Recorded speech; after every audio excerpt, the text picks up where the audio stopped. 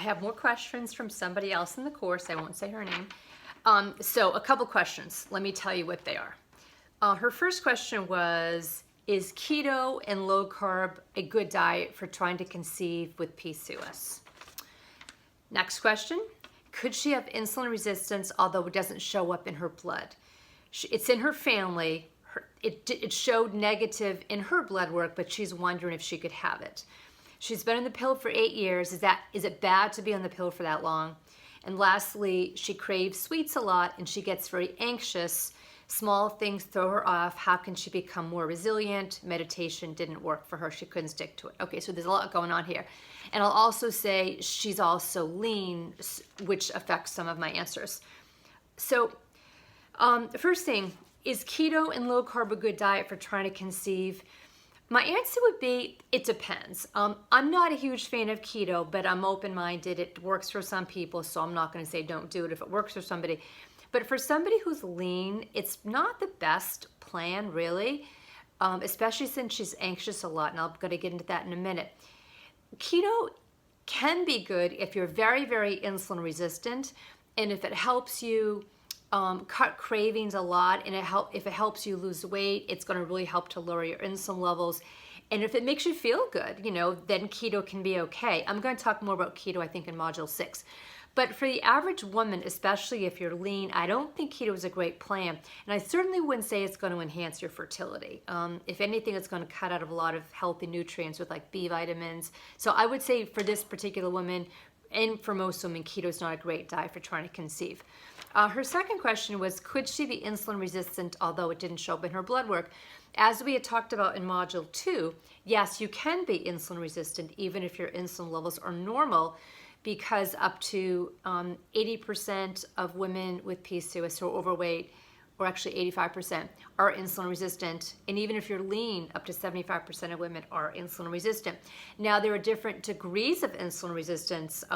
Perhaps this person, she's mildly insulin resistant and it didn't show up in her blood work. But my guess is if you have PCOS, you have some degree of insulin resistance, although not every woman does. Whether or not the tests show that you are or you aren't, I still think you should be following a healthy diet that's like, balanced, not too many carbs, choosing healthy kinds of carbohydrates with some protein and some fat and a lot of fiber. So that's that part. Is it bad to be in the pill for 8 years? There's a lot of talk on the internet about the pill, and I'm not going to really say whether you should or should not be in the pill. I have many clients who are on the pill and it really works for them.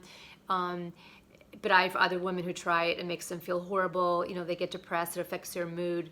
If you're on the pill for 8 years, just make sure you're eating a healthy, balanced diet. If it's working for you, then it's okay. Just keep in mind when you come off the pill, it can take a while to get your period back. But I would say it's okay if you feel like it's helping you. Her next question was, she craves sweets a lot. That's super common with PCOS. I talk about that all the time. That's normal.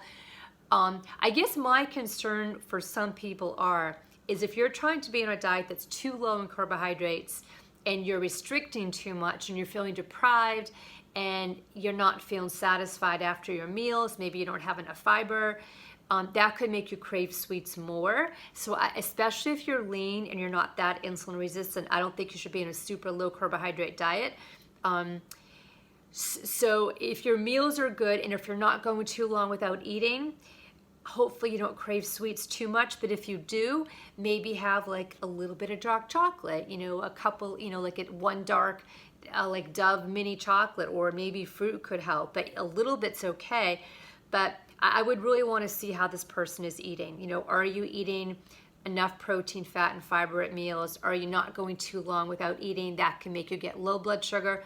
Something that can happen to women, especially if you have lean PCOS, is hypoglycemia, and that's when you eat, your blood sugar goes up, you make a ton of insulin, you crash down, you get really hungry, and you might feel shaky or anxious, which is interesting because she also said she gets anxious very easily. So maybe you have hypoglycemia and maybe your blood sugar is getting too low, and that's why you're feeling kind of anxious, and small things throw you off. So just make sure you're not letting too much time go between meals, that your meals are accurate. Another thing I want to point out is that there are different kinds of PCOS, and I don't really believe in like the whole typing thing, but there are types in a way. Like some women are more insulin resistant. Other women have higher levels of adrenal androgens. So you should all know what your hormones are. This woman's on the pill, so her hormones will not be accurate. But if you're not in the pill, get your hormones. Find out what is your testosterone, what's your free testosterone, what is your DHEAS. That is an androgen produced by the adrenal glands, and oftentimes, the ovaries are the main, I guess, producer of like the testosterone, but the adrenal glands also produce this androgen, the DHEAS.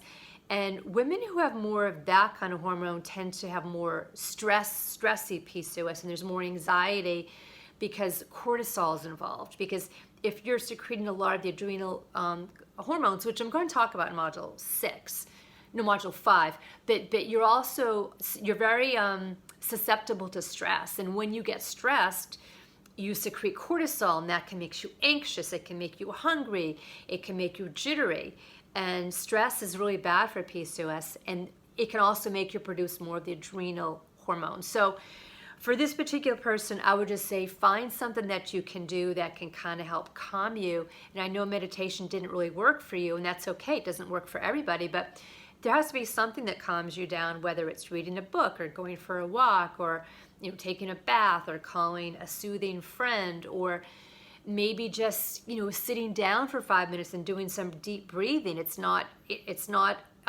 meditation per se, but you're just trying to calm down and do deep breathing. So you need to find something to help relax you, because it sounds like